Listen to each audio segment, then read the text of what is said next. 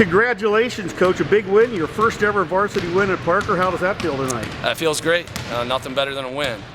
You know, tonight you guys came out, took that 10-point lead at halftime. In the third quarter, they came out, I think, 11-0 run and put some pressure. But your kids really did keep their composure tonight. Yeah, I mean, we had that early timeout in there, and I think we calmed down a little bit.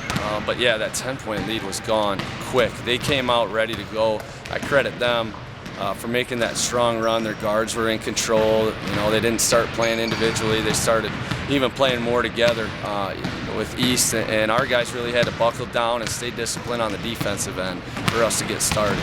You know, for a first game, it really looked like you guys had played a few games under your belt already. That's how well you guys looked tonight. You know, I'm glad to hear you say that. I wasn't too sure, you know, 24, 48 hours ago.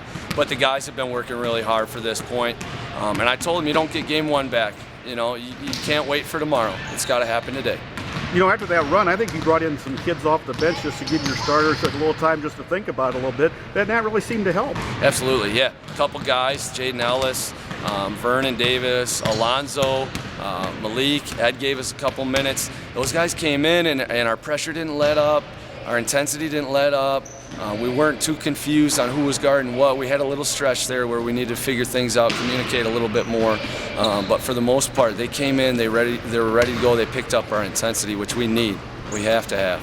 And you have really two nice guards. They do a nice job for you. They can shoot, but they also control the ball well. Absolutely. And it makes a big difference for you, doesn't it, to have those kids to break the press like that? Absolutely. You know, guys kind of at first looked at me weird when we're talking about press breakers, and I'm telling them as soon as Darren gets the ball in his hands, everybody sprints, because I trust him that much, and I know he can do it. I know he can put all that pressure on his shoulders and still play to his capability. Carlos, you know, if he misses a shot, you got to know the next one's in. That's just any chance he gets, a ball and a circle that a ball can go through, he's shooting, you know.